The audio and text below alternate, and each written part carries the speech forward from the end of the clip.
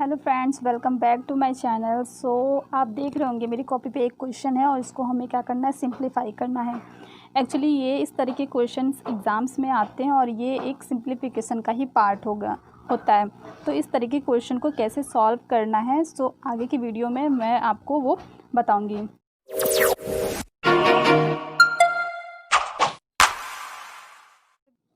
Friends, यहाँ पे हमारा जो फर्स्ट क्वेश्चन है वही क्वेश्चन है जो हमने स्टार्टिंग में देखा। तो इस तरीके के क्वेश्चन जब कभी एग्ज़ाम्स में आए तो हम कैसे इनको सॉल्व करेंगे। तो इस क्वेश्चन में देखिए आप, दो तरीके के नंबर हैं, यानी कि एक तो इस तरीके के क्वेश्चन को हम लोग कहते हैं मतलब मिश्रित संख्याओं का जोड़ एवं घटाना। यानी कि मिश्रित क्यों बोलते हैं, क्योंकि यहाँ पे पूर्ण संख्याएं भी और भिन्न संख्याएं भी दी गई, यानी कि होल नंबर्स भी दिए गए हैं और यहाँ पे फ्रैक्शंस वाले नंबर्स भी दिए गए हैं। तो हम इसको सॉल्व करने के लिए क्या करेंगे, सबसे पहले हम लोग जो होल नंबर्स हैं उनको अलग लिख देंगे और जो यहाँ पे फ्रैक्शंस वाले नंबर्स हैं उनको अलग कर देंगे। फिर अलग अलग जब दोनों हो जाएंगे तो वो तो सॉल्व करने में सिंपल ही होते हैं। तो हम लोग सबसे पहले इस वाले नंबर्स को अलग लिख देंगे और जो फ्रैक्शंस वाले नंबर्स उनको अलग लिख देंगे। तो यहाँ पे हम लिख लेते हैं जो हमारे होल नंबर हैं उनको हम लोग अलग लिख लेते हैं। फिर हम क्या करेंगे, जो हमारे फ्रैक्शंस वाले नंबर हैं उनको हम लोग एक साइड यानी कि अलग लिख लेंगे। अब ये क्या हो गया, हमारा क्वेश्चन पहले से बहुत इजी हो गया। पहले नंबर देखने बहुत ज़्यादा कॉम्प्लिकेटेड लग रहा था, बट अब ये पहले से इजी हो गया और इस तरह के क्वेश्चन तो हम लोग अक्सर सॉल्व करते हैं। तो फ्रेंड्स, जब इसको सॉल्व करेंगे तो इसको सॉल्व करने पर आएगा यहाँ पे 48 प्लस इसको एलसीएम लेकर जब सॉल्व करेंगे तो यहाँ पे एलसीएम लेने पर इसको आ जाएगा 20। एलसीएम वाले क्वेश्चन है, एलसीएम वाले क्वेश्चन भी इतने ज़्यादा टफ नहीं होते। तो जब हम लोग एलसीएम लेंगे तो नीचे आ जाएगा 20, ऊपर हो जाएगा हमारा 10, 15, 12 एंड 20।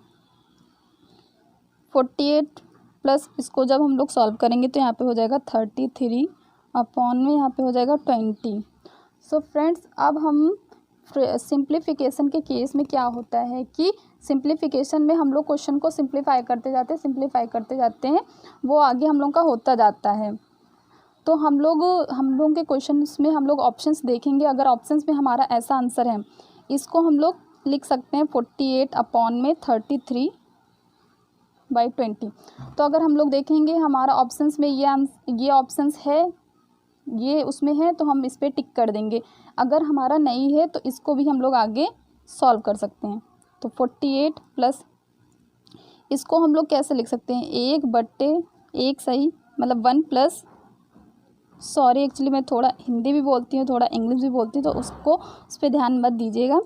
तो 1 प्लस हम लोग इसको लिख सकते हैं 13/20, क्योंकि जब इसको सॉल्व करेंगे यानी कि 20 एक कम 20 और 13 प्लस करेंगे तो 33/20 हो जाएगा। तो अब क्या करेंगे, हम यहाँ पे 48 प्लस कर देंगे तो 49 हो जाएगा और प्लस 13/20।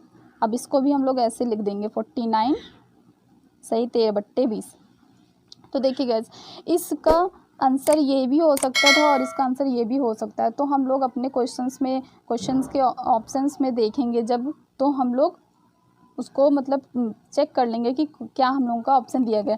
कभी कदार होता क्या है कि हम लोग इतना ही सॉल्व करते हैं, फिर हम लोग कहते हैं कि ये हमारा तो ऑप्शंस दिया ही नहीं गया, या फिर कभी कभी हम लोग जल्दी में सॉल्व करते यहाँ तक आ जाते हैं। अगर हम लोगों ने उस क्वेश्चन को ऐसे रट रखा है कि हाँ उसको सॉल्व करके यही लाना है, तो हमें क्वेश्चन को रटना नहीं है, हमें उस क्वेश्चन को समझना है। कभी कभी क्वेश्चंस का आंसर ऐसे दिया होगा तो आप सॉल्व करते करते यहाँ तक आ जाओगे। तो हम लोग के क्वेश्चंस में जो ऑप्शंस दिए होंगे हमें उसके अकॉर्डिंग क्वेश्चन को सॉल्व करना है। सिंप्लीफिकेशन के केस में यही होता है, क्योंकि हम लोग क्वेश्चन को जितना चाहे सिंप्लीफाई कर सकते हैं। हम लोग क्वेश्चन को ऐसे छोड़ सकते हैं या फिर हम लोग क्वेश्चन को ऐसे ही छोड़ सकते हैं। हम लोग सिंप्लीफाई करके उसको छोटे से छोटा कर सकते हैं। तो हम लोग को क्वेश्चन के ऑप्शंस भी देखना होगा और जिसकी वो डिमांड कर रहा होगा, जो भी उसने पूछा होगा वो हम लोग ध्यान करेंगे। तो हमें क्वेश्चन को रटना नहीं है कि हाँ हमें सॉल्व करते करते उसको एकदम सिंप्लीफाई ही कर देना, हमें उसको समझना है। अगर आपको ये समझ में आ जाएगा तो फिर आपको कोई दिक्कत नहीं होगी किसी भी क्वेश्चन को सिंप्लीफाई करने में। फ्रेंड्स, नेक्स्ट क्वेश्चन देखते हैं थोड़ा सा इसी तरीके का, ताकि हम लोग की थोड़ी सी प्रैक्टिस हो जाए। फ्रेंड्स, ये हमारा है सेकंड क्वेश्चन और ये क्वेश्चन सेम इसी तरीके से है, बट इसमें थोड़ा सा एक मतलब थोड़ा सा ख़ास बात है, इस वजह से मैंने ये क्वेश्चन लिया ताकि आपको वो भी समझ में आ जाए, तो आपका टाइम इसमें और ज़्यादा सेव होगा, इस वजह से मैंने ये क्वेश्चन लिया। तो फर्स्ट स्टेप तो वही हम क्या करेंगे, जो हम लोग की होल नंबर्स हैं उनको अलग कर लेंगे, जो फ्रैक्शंस नंबर्स हैं उनको हम लोग अलग कर देंगे। तो यहाँ पे हम लोग होल नंबर्स को अलग लिख ले रहे हैं।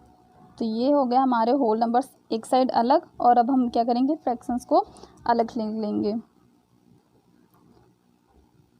इसमें बस थोड़ी सी एक ख़ास बात है जो कि मतलब बताना सही है, क्योंकि अगर आपको वो पता होगा तो आपका वो टाइम सेव होगा, इस वजह से मैंने ये क्वेश्चंस लिया यहाँ पे।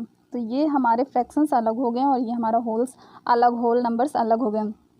तो सेम अब तो हमें वैसे ही करना है। तो ये हमारा इसको प्लस करने पर आ जाएगा 88। फ्रेंड्स यहाँ पे मैं आपको पूरा प्लस करके और ये ऐड सब्ट्रैक्ट करके नहीं बता रही, क्योंकि ये तो बेसिक है और आपको आता भी होगा। और यहाँ पे जो कॉन्सेप्ट है, क्वेश्चन को कॉम्प्लिकेटेड क्वेश्चन है उसको कैसे ईजी तरीके से सॉल्व करना, वो आपको मैं बता रही हूँ। तो ये हमारा पूरा हो जाएगा 88, और जब इसको सॉल्व करेंगे तो ये यहाँ पे हो जाएगा हमारा, हाँ यहाँ पे थोड़ा सा हमें देखना है। तो अब देखिए, अगर हमने क्वेश्चन को रट रखा है कि इसको हमें एलसीएम लेकर सॉल्व करना है, तो हम एलसीएम लेकर ही सॉल्व करेंगे। लेकिन अगर हमने क्वेश्चन की प्रैक्टिस कर रखी है, हम लोगों ने बहुत सारे क्वेश्चंस को लगा रखा है और हमने थोड़ा सा क्वेश्चंस को देख रखा है कि कैसे कैसे अलग अलग तरीके के क्वेश्चन अलग अलग तरीके से सॉल्व कर सकते हैं, हमेशा एक ही मेथड नहीं लेकर चलना चाहिए, अलग अलग सिचुएशन में अलग अलग मेथड अप्लाई करने चाहिए। और अगर हम लोग अलग अलग मेथड रखेंगे तो हमारा अगर एक मेथड से आंसर नहीं आ पा रहा तो दूसरी मेथड से हम लोग सॉल्व कर पाएंगे। तो फ्रेंड्स यहाँ पे आप नोटिस कर रहे होंगे कि 2 जगह यहाँ पे 4 है और 2 जगह यहाँ पे 7 है और एक ये 3 अलग से हैं। तो यहाँ पे हम लोग क्या करेंगे, और देखिए जिसके साथ 4 4 है तो उसके साथ 3 और 1 4, जब हम लोग नीचे वाली संख्याएं सेम होती हैं उनका एलसीएम लिखते हैं तो ऊपर वाली संख्याएं क्या होती हैं, सेम जुड़ जाती हैं। तो यहाँ पे हम लोग ध्यान करेंगे, अगर ये दोनों साथ, इन दोनों का साथ में एलसीएम ले लेंगे तो ऊपर वाली संख्याएं एज इट इज़ जुड़ जाएंगी और ये हो जाएगा 4, जो कि ऊपर नीचे कैंसिल हो जाएगा और बच जाएगा 1, यानी कि हम लोग का होल नंबर्स बन जाएगा। जब हम लोगों का होल नंबर बन जाएगा तो हम लोग को ऐड करने में और सिंप्लीफाई करने में ईजी होगा। तो हम इसमें क्या करेंगे, 3 ये हम लोग एक जो सेम नंबर्स वाले जो नीचे हैं उनको हम लोग साथ में लिख लेंगे। ये हो गया, इसको ऐसे ब्रैकेट भी लगा सकते हो ताकि समझ में आए। और ये 2/7 और ये 5/7 एक साथ हो गया और ये बचा 2/3। फ्रेंड्स इसी को आपको मैं समझाना चाह रही थी।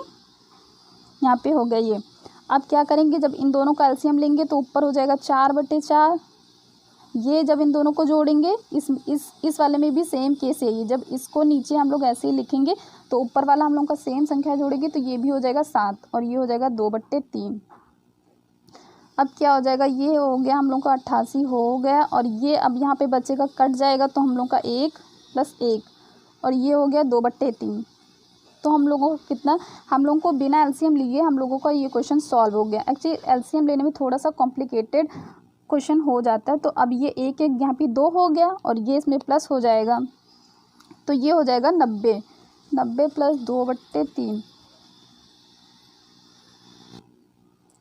तो अब हम इसको ऐसे ही लिख लेंगे, यानी कि यहाँ पे 90 सही 200/3 हो जाएगा। तो इस टाइप से हम लोग इस तरीके के क्वेश्चन को सिंप्लीफाई कर सकते हैं। सो फ्रेंड्स, आई होप आपको ये वीडियो पसंद आई। अगर आपको ये पसंद आई तो वीडियो को लाइक करें, और अगर वाकई आपको लगता है कि मैंने इसमें कुछ अच्छी बात बताई है तो वीडियो को शेयर करें और मेरे चैनल को सब्सक्राइब करें, ताकि आपको ऐसे ही नए नए क्वेश्चंस की नोटिफिकेशंस मिलती रहें और आप ऐसे ही क्वेश्चंस को सॉल्व करते रहें और आपकी प्रैक्टिस हो सके।